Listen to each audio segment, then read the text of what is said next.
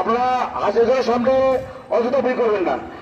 দুই পাশে যারা খালি ট্রাক হলে তারা ভোট সরেই না এবং অনেক করবো এবং ইনশাল্লাহ আমরা আমাদের আগামী আমরা